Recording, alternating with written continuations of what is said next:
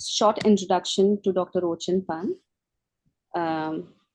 Ladies, I'm honored to introduce Dr. Pant, an esteemed interventional radiologist with over 20 years of experience, an alumnus of the Armed Forces Medical College, Pune.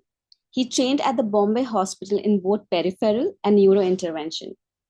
Formerly the Director of Imaging and Radiology at the Sir H.N. Reliance Foundation Hospital, Dr. Pant specializes in procedures such as intracranial aneurysm therapy, stroke intervention, and endovascular aneurysm repair. He has also made significant contributions to liver cancer treatment. Recognized with the Vishisht Seva Medal and a commendation from the GOC in Sea Southern Command, Dr. Pant is also a dedicated educator and professor at MUHS Nasik, and he has published 18 papers. Please join me in welcoming Dr. Rochan Pant. Dr. Pant, we welcome you on board.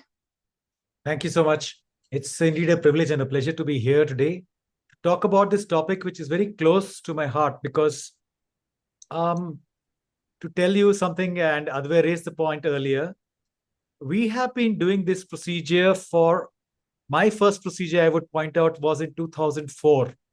So it's not that the procedure is exactly brand new or recent or experimental in any way. It's a well-established procedure, but I find that people are still not aware of this option. Logon ko malum nahi hai ki this can be done. And as a result, they are sort of only thinking of the surgical option, which many women do not like it. Many people would prefer to do other things, but sometimes the problems of the disease force them into this. So I would like to just talk about this briefly before I take up all the questions that will come up from all the participants in this meeting. Yeah. So I'll just share a PowerPoint, Fatima, if that's okay. Can you see the screen? Yes. Okay. And everyone can raise their hands while the session is on, or probably put up in the chat. So we have no hindrance while the doctor is talking. Yeah. Okay. Thank you, doctor. Yeah, please. To talk about uterine fibroids, I will talk about the misconceptions, though most women have heard about and most people have known people who had fibroids. So it's not that people are not aware of the existence of this condition, but I would like to talk about this in a very basic way so that it's clear what options exist. Okay. So the uterus is an organ. We all know it's the most magical organ for human beings because it's the only way we can create another living human being as of now. There is no other way another living human being can be created. And it's to be remembered that the uterus functions under hormonal influence. And because of these hormonal changes, we have the cyclical changes that women undergo, and that is what makes fertilization and pregnancy possible. So the uterus is a very important organ in the life of women in general. And for all of us, it is something that we all come from, right? So now, amongst the problems that occur in the uterus uniquely, there is something called uterine fibroid. So what is a uterine fibroid? A uterine fibroid is a benign tumor of the uterus. It's made up of cells which are not cancerous. So it is not cancerous. Benign means it cannot spread to other parts of the body. And it does grow, though, like a mole or something in the body. It can grow and increase in size with time under the influence of the female hormone, estrogen and progesterone. So once menopause happens and the hormone levels fall, as happens naturally, the fibroids tend to shrink. So after menopause, a fibroid is really not ever going to be a problem. Okay. Now, I have heard patients tell me and ask me questions about fibroids and cancer. We will answer all those questions and try to explain how things happen. Okay. What you see on the right of the screen is an ultrasound of a fibroid. So to make it clear, fibroids can usually be easily diagnosed on ultrasound, but once in a while, we may need to do an MRI for answering specific questions as to the location, size, the kind of blood supply the fibroid has. But that is usually not necessary to diagnose a fibroid. So to come straight at it, can fibroids increase cancer risk? Short answer, no, they cannot. There is no relationship between fibroids and cancer. Fibroids are never cancer. They cannot become cancer. Now, there is a cancer which is called a leiomyosarcoma, which is made up of cells similar to that which you find in fibroid, same kind of cells. But a leiomyosarcoma does not form by a fibroid changing. It forms independently of fibroids. So it's a rare tumor. And women who have leiomyosarcoma, it does not happen from a pre-existing or a fibroid which was there earlier. It happens independently. And sometimes, rarely, leiomyosarcomas can be misdiagnosed as fibroids. And that can create incorrect treatment. But this is quite rare. And this is not commonly seen. Okay. Now this is a question which frequently comes to me, and I see patients with this thing. Often there are, a lot of people have health checkups done and things like this, and they are told this: you have a fibroid. You have a fibroid at 3.5, 4 centimeters, whatever, and you need treatment for this. And then they come, and some of them have been able to, find us through the internet, etc. And then they come to us, and this I'm going to tell you what I tell them every time. Fibroids are absolutely benign, are not cancer.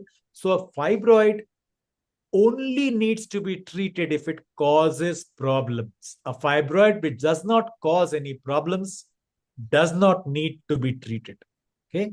Fibroid by and of itself is a completely harmless condition. And once menopause happens, even a large fibroid will shrink. And if the fibroid causes no problem, no treatment is necessary. To put this in perspective, to explain why I am saying this, about 1 in 4 women have fibroids. Do they all need surgery? Do they all need treatment? Of course not. A lot of them are discovered to have fibroid only later. They don't have any complaints. They have a fibroid in the uterus. We leave them strictly alone. If they are still in childbearing age, they still have fertility, that fibroid can be monitored. You can have it checked by a simple ultrasound, seen whether it's growing, and check whether you're having any problems because of it. If the fibroid is doing fine and you are doing fine, there is no reason to treat the fibroid. So I hope that answers this particular question. Now, what problems can a fibroid cause? When it does cause problems, that is, very often there are no problems. So the most common problems are 2, because as the fibroid becomes large, it increases the blood supply in the uterus, and that can cause heavy bleeding during periods, what's called menorrhagia in medical terms. That means bleeding for many days, sometimes even in between the cycle days, bleeding can happen or spotting can happen. And when they become large, they can cause pain, pressure, or a feeling of heaviness in the lower abdomen. A lot of people, because in the pelvis where the uterus is, there is also the urinary bladder, and the passage for stools in the bowel is there. So sometimes pressure on these parts can cause either constipation or, the need to go frequently to a washroom because the urinary bladder is being pressed upon, right? The similar thing happens in pregnancy also. Urinary bladder gets pressed upon by the pregnant uterus. So women have to keep going to the washroom very frequently. So this is a problem that can happen. Okay. Less often it can cause infertility, though it's not common. But sometimes fibroids, when large or when many in number, can cause a change in the shape of the uterus that makes it difficult for women to bear children. So that can sometimes happen. And we'll talk a little bit more about this going forward. So if you have symptoms because of fibroids and they're changing your life in a way that you don't like, then what are the options? So I will talk about all the options available. Very common option that can be used is drugs. And there are 2 kinds of drugs that can be used. Drugs which can reduce bleeding, and drugs which can suppress hormonal activity. Because as I told you, it is the cycle and the heavy bleeding which causes the problem with fibroids, and the fibroids respond to hormones. So if we block the activity of the hormones, the fibroids can stop causing symptoms. The problem is all these hormones are important to a healthy lifestyle. So prolonged suppression of hormonal activity cannot be done. So who can we use this kind of treatment for? Supposing there is a lady who is, say, approaching menopause. Within 6 months or within 1 year, she may attain menopause. In that situation, we can tide over the time till menopause by using this kind of hormonal suppression. And that can lead to a situation where without surgery, without any problems, the symptoms because the fibroid go away once the menopause is achieved. In the meantime, for a few months, maybe up to even a year, you can suppress the problems because of fibroids by using these drugs. But any prolonged use of these drugs comes with significant problems. Like if you use oral contraceptive pills for long periods of time, they can cause problems. They can cause increased blood clotting and other problems. They can increase risks of certain other diseases. So this is not a good plan if you're going to need, if you are still young, say even in the late 30s, early 40s, even before the mid 50s or so, it is very likely this long period of hormonal suppression is not a good option for you. So what else is there? Till this kind of treatment, which I talk about, came about, the only other option was surgery. And surgery was of two types: either take out the whole uterus, which is called a hysterectomy, or just remove the fibroid if the uterine loss is not an option that the patient wants to consider. That means supposing you still want to have children, then you obviously cannot undergo a hysterectomy, in which case only the fibroid can be removed. Now, both these surgeries are very old surgeries and very well established. They come with the risks of open surgery. You will need general anesthesia. You will need to stay in hospital. There is a recovery period. There are risks involved with each surgery, which are best discussed with the people who operate on these things regularly. That's the gynecologist. But there's plenty of information available out there, and all these surgeries come with reasonable risk.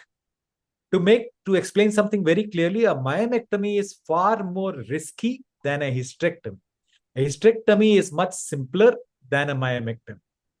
And in a myomectomy, you have to cut into the wall of the uterus, which of course causes bleeding, and then remove the fibroid, and then stitch it back together. So it comes with the problem that you may have a lot of blood loss. Plus, supposing the bleeding cannot be controlled, a myomectomy may have to be converted into a hysterectomy. That may be the only option there. So surgeries are useful and surgeries are effective most of the time, but they come with significant risk and the possibility of complications. So what is this third thing that I have written out here? Embolization.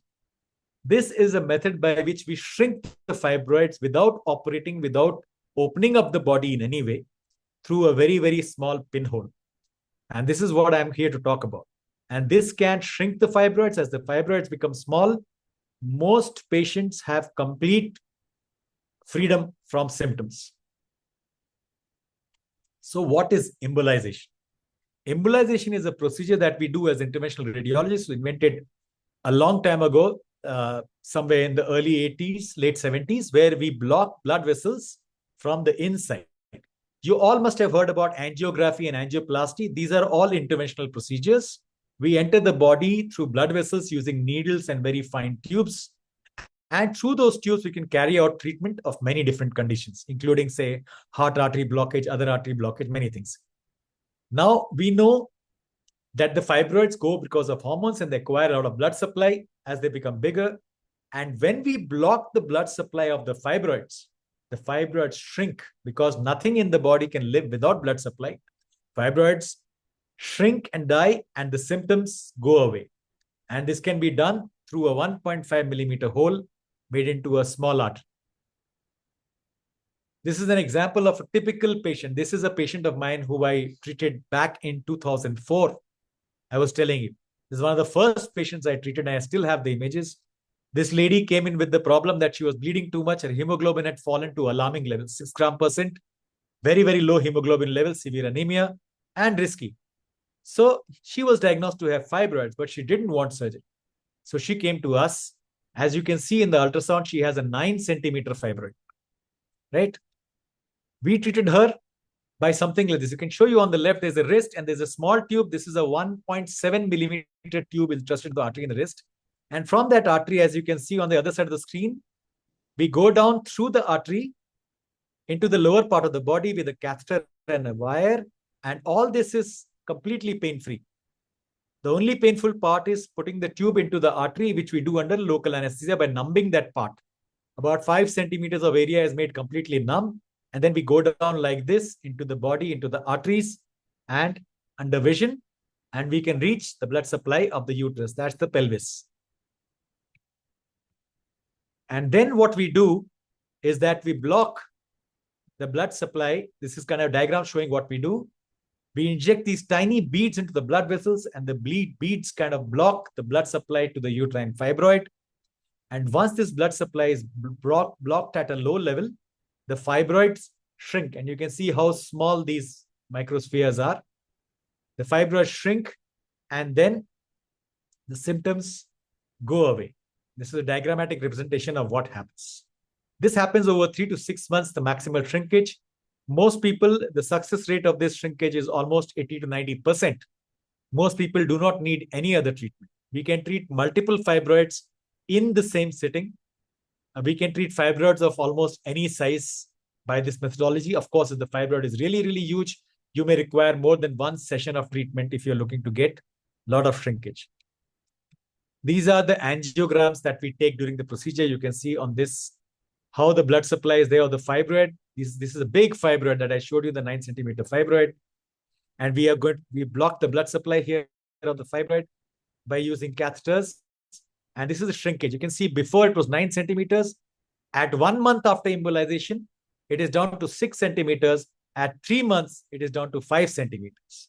That's how the fibroid shrinks and the symptoms go away. Now, can you go home after the procedure? So this procedure can last 1 to 2 hours, but the patient can immediately start walking because the patient is under this procedure is under local anesthesia. The patient can eat, drink, walk, go to the washroom, etc. immediately after the procedure. And once the control of pain has happened and the patient doesn't have vomiting, patient is sent home with drugs and instructions as to what to do about any problems they face on the same day. This is a day care procedure. A lot of people ask me, is the procedure extremely painful? Well, the procedure itself is relatively pain-free, but the blockage of the blood supply to the fibroids can cause pain. That is very variable. Some ladies have very little pain, some have a lot of pain. Most of them describe it as an extremely bad period kind of pain, cramping pain, which may last for a day or two. As you know, any surgery, any procedure can cause pain. All this pain can be managed very well by modern drugs. And what we also do is we block the nerves, which are carrying the pain sensation from the uterus. We inject drugs around them, block the nerves, and this is very effective in taking away the pain of fibroid embolization. Most people can go back to normal work within 3 to 4 days, including going to the office. Some of my patients, in fact, have wanted to go to the office the very next day, which I had to dissuade them from doing, tell them, no, don't do it. Take rest for a couple of days, even if you're feeling fine, right? So pain is not a big concern. Pain management is very good now, and we can control pain very well. Return to normal life is very, very quick after uterine fibroid embolization.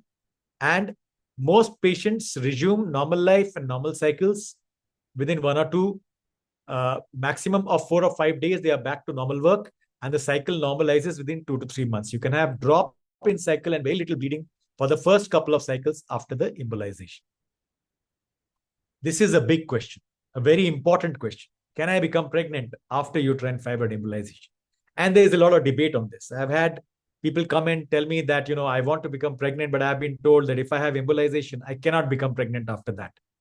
So there is a lot of studies which have been done on this, and these have confirmed that pregnancy chances after fibroid embolization are the same as that of other women of the same age who have not undergone embolization. In fact, embolization does not decrease fertility.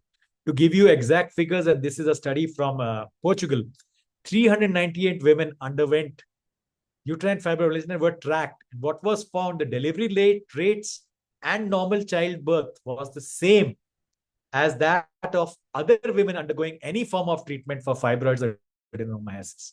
So fertility is not really affected by uterine fibroid embolization. In fact, it's a reasonable option for women who desire to maintain their fertility. In fact, after myomectomy, normal delivery is extremely unlikely. Because of the incision they make in the uterine wall becomes weak. So most people after myomectomy will have to undergo a cesarean section and not a normal delivery. So pregnancy after uterine fibroid embolization is possible and is safe. So I just mentioned the word adenomyosis in my talk. So I just take a small aside to talk about this condition, which is not a fibroid, different. So basically the uterus, as you know, every cycle, the lining in the uterus gets shed and new lining is formed every time. This is called the endometrium. So the endometrium cells are the ones which really respond to the hormonal cycle that women have. Sometimes these cells enter the wall of the uterus, which is abnormal, which causes a problem because these cells are now present in a location where they are not supposed to be. And this is called adenomyosis. It can be diagnosed on ultrasound, or sometimes it needs an MRI for diagnosis. It's not an uncommon condition and can make your life difficult because it can create problems. It can produce heavy or irregular bleeding. It can cause pain. It can cause heaviness. And this happens because those endometrial cells, which are now in the wall of the uterus, keep responding to the hormones. And every time the cycle happens, these cells change, die, bleed, etc. And that obviously causes pain and problems for the patient. It can cause a lot of discomfort in ladies. And can UFE help? Yes, definitely it can help. Because in UF, for adenomyosis right now, for people who are facing a lot of discomfort, the only real option which is very effective is hysterectomy. But it's effective in the way that you lose all the functions of uterus as well. Whereas with embolization, most patients over 5 to 6 years can have excellent relief of symptoms by embolization. It is not as good as it is for fibroids, but it is quite effective, and it's a great option for women who have adenomyosis and do not wish to undergo hysterectomy, a removal of the uterus. So that is my talk, and whatever questions are there, I'll be happy to answer at this point. I'll stop sharing the talk.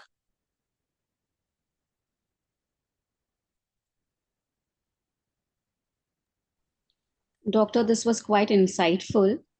So people who have questions, they can definitely ask Dr. Pant. He will be open to answer all the questions and the myths and any doubts. So you all can unmute yourself and please feel free to ask whatever you have, any doubts regarding the uterine fibroids. So yeah, you all can unmute yourself by yourself. Hello. Hi, I can hear you. I can hear you. Hi, doctor. This Hi. is Sona here. Yeah. Actually, I would like to ask that how many months or how many cycles I have to wait to get pregnant after the surgery? So normally we say that until your cycles normalize, do not Mm-hmm. attempt to have a pregnancy. So I recently had a patient about 2 years back. She actually underwent fibroid embolization because she already had a child and she had severe problems.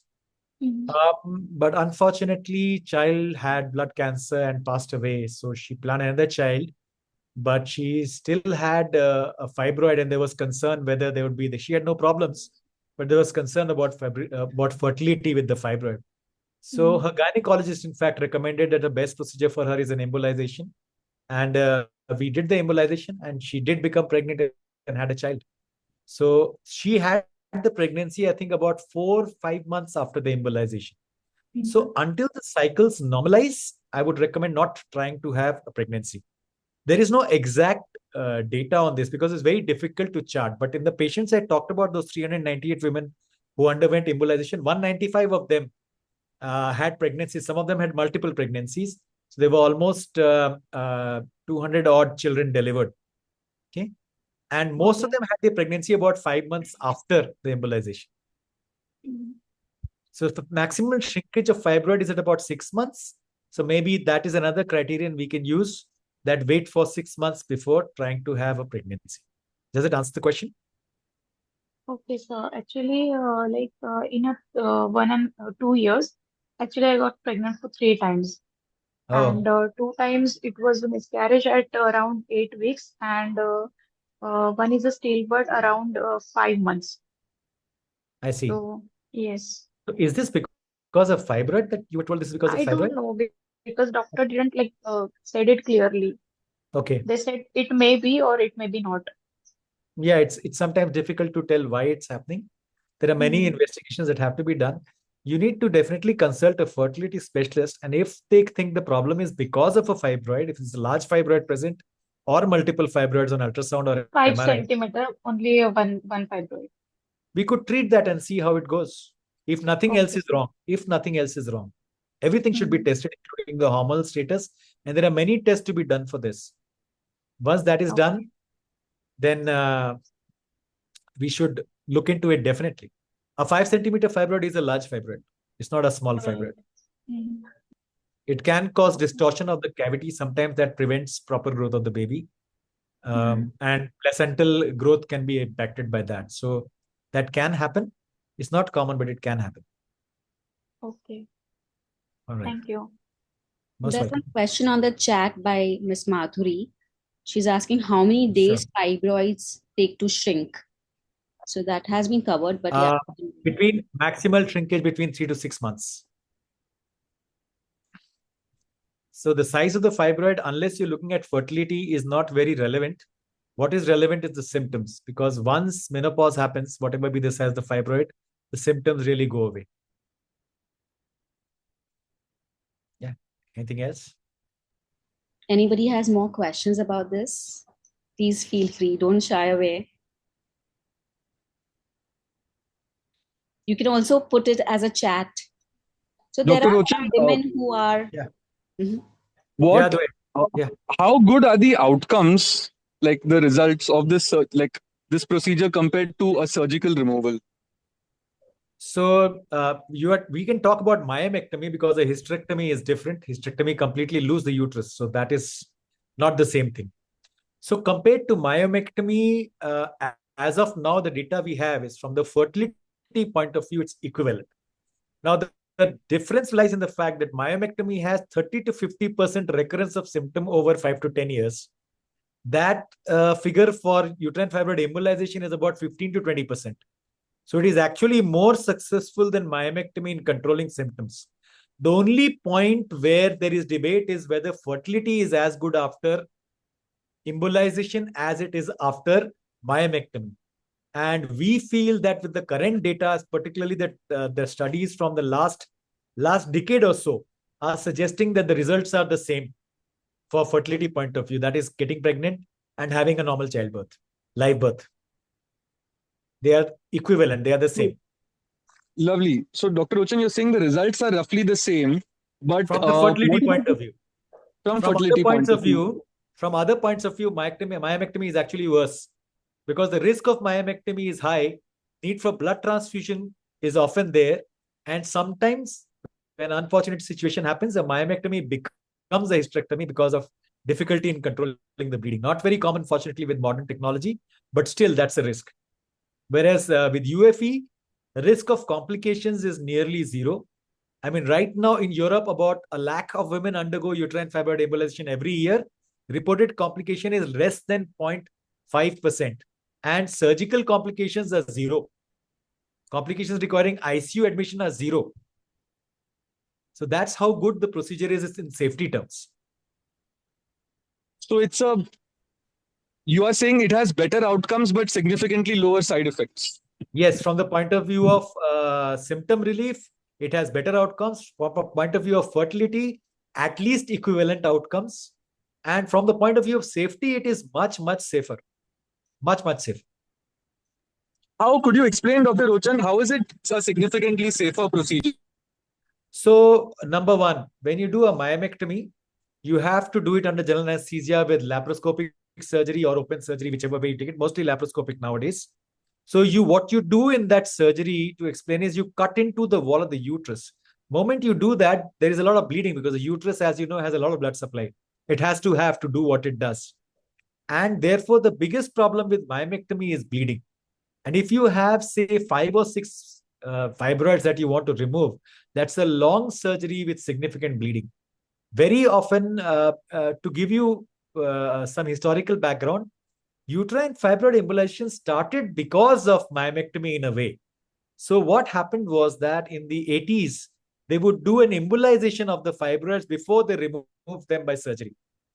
So there was this particular patient in Paris who underwent embolization with this for the purpose of undergoing a myomectomy.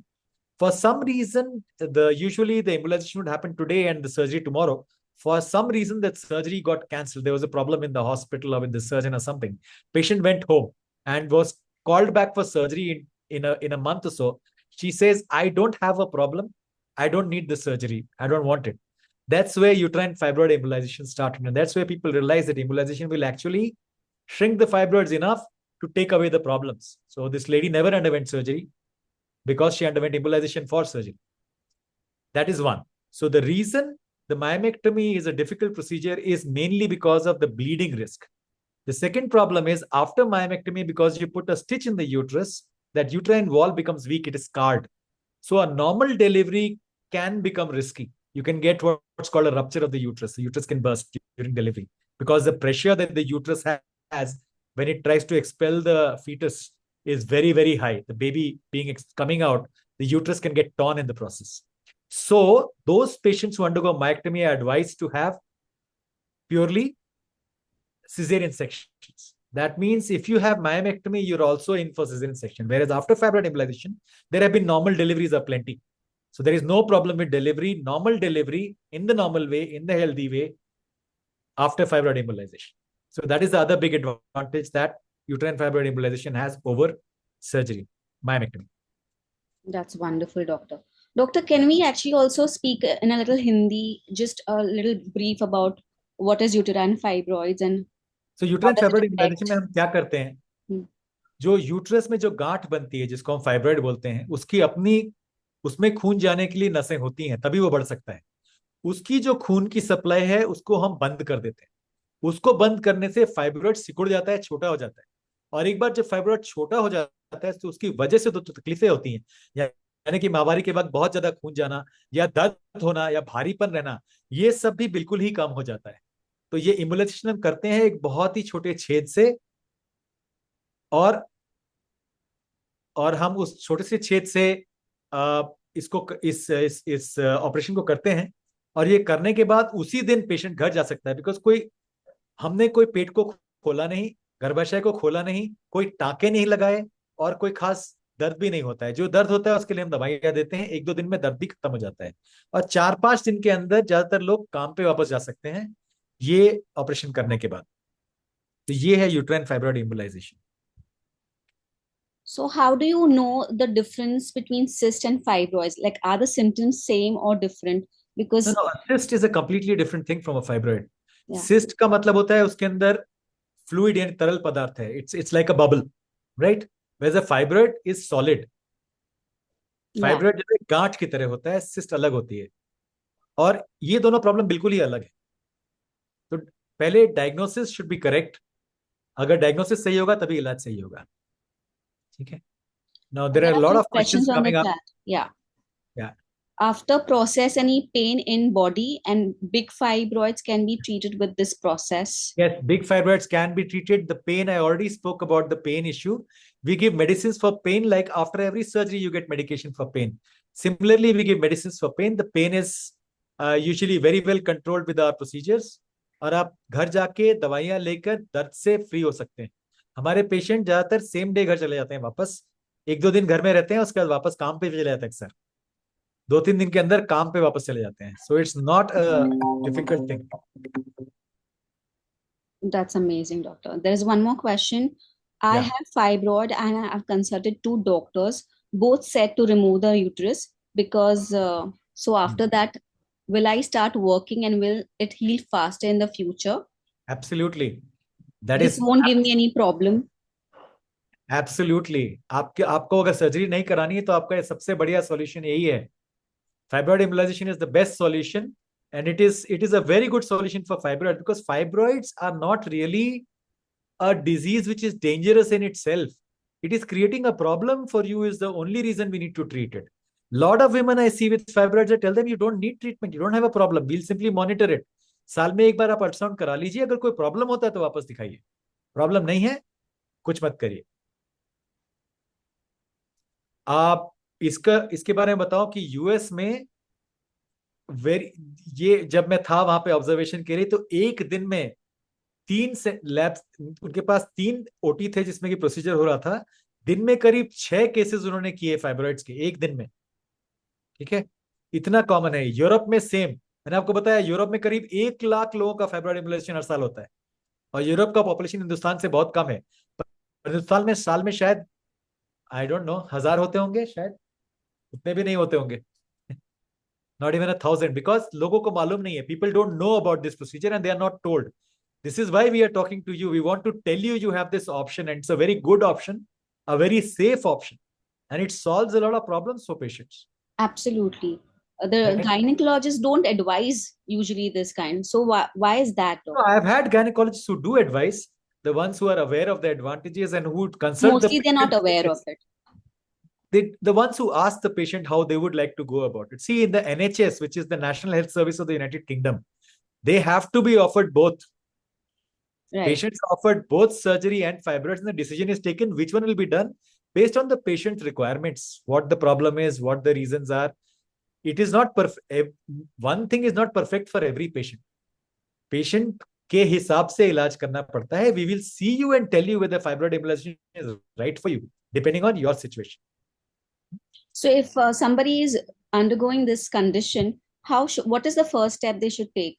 Of course, they will go to the doctor and Yes, they will absolutely. follow the gynecologist's instructions, but usually they recommend surgery or, So myectomy. if you want an option, if you have been diagnosed to have a fibroid, come and see us or come and see an interventional radiologist, because this procedure is done by interventional radiologists. If you are in Bombay, please come and see us. Most welcome. If you're in other places, we can tell you who to go to. There are interventional radiologists all over the country, even in smaller places, and they can carry out these procedures in any cath lab. तो करना कुछ मुश्किल नहीं है. It is not difficult to do. It is just that if you are not aware, you will not choose an option that you don't know of, right? If you have the option, you will take it. If you're not offered the option, how will you take it? So we want to tell you this option exists and you should try it, definitely. And if you come to us, we will examine you, we will do an ultrasound, and we'll tell you whether it's right for you or not, depending on what you want from the procedure. Okay? For certain patients, we will not recommend embolization. We would say you don't need embolization, you need something else because you've got this other problem. There can be many reasons why we don't recommend embolization. We are not going to do something which is not right for the patient. कुछ भी हो जाए. जो patient के लिए सही है, that is what we will do. Okay. Okay, it sounds wonderful, doctor, that without surgery, this can be treated. I mean, it's always a surgical options what doctors are I see a suggesting. lot of messages. Time is coming to an end. I recommend that people who have specific lesions and specific personal questions, you should really consult us directly, because I can't answer clinical specific questions in an open webinar. It is not right to do. So, all right. Doctor, I have a couple of questions before we wind up this. Doctor, how much is the cost involved with this surgery? And the second thing is, what lifestyle change? I mean, is there any dietary control after the operation? You go back to normal life after the surgery. To answer the second question first, you straight away go back to where you were earlier. Diet, no diet change is going to help in this situation. So diet, we do not talk about. If you have other reasons for control of diet, like diabetes or because you have a weight issue, whatever, that you follow the advice for that. For this procedure, there is no dietary change. Cost of the procedure depends on where you have it done. I can speak about us. It will range depending upon. See, the problem which occurs is if you have an insurance issue, then we cannot discuss cost until we know what insurance company you have. Because insurance company का contract होता है hospital से. उनके अलग rules होते हैं. तो उसके हिसाब से ही estimate जाएगा और वो बनेगा. That we cannot discuss for us directly. Procedures can cost depending on what we have to use, because there are two parts to the cost. One is what we charge. The other is what we use, the consumables, the things we use. Everything we use is all imported. The machines are expensive. So that cost is there and that cannot be changed. That is dependent on what we use. So depending on the consumables used, the cost of procedure can vary from between, say, 1.7 up till 2.5 lakhs, depending upon what we have to use. In a given situation, it may be much less. In a certain situation, it may be more. In some situations, like a very big fibroid, we may recommend doing 2 procedures instead of 1. Because if there's a very, very big fibroid, then it may not be wise to do it in one go. So it's a big variable. Each patient needs to be costed after seeing the patient. It's not like, buying a one-size-fits-all solution. Aisa nahi. Each patient will have to be looked at and decided. Yeah. Thanks, doctor. That answers the question. Thank you. Thank you. Okay. So I think I will go on with my day now. As you can see, I'm due to work now. Yes. Thank you so much, doctor, for joining us. Much. Thanks. And thank you all for joining us. And please feel free to message us. Fatima, you can share our email and our WhatsApp numbers. Yes, Feel you free can to message always us reach with any out to queries us you on have. If you want to fix up any appointments, even in the town where you are, we can find people who can do this for you. So don't worry about that. We can help you out. Message us if you need to know more. Thank you so much, and have a Absolutely. Thank you day. all. And thanks for sharing your Sunday with us. Thank you so much. Thank Bye-bye. you.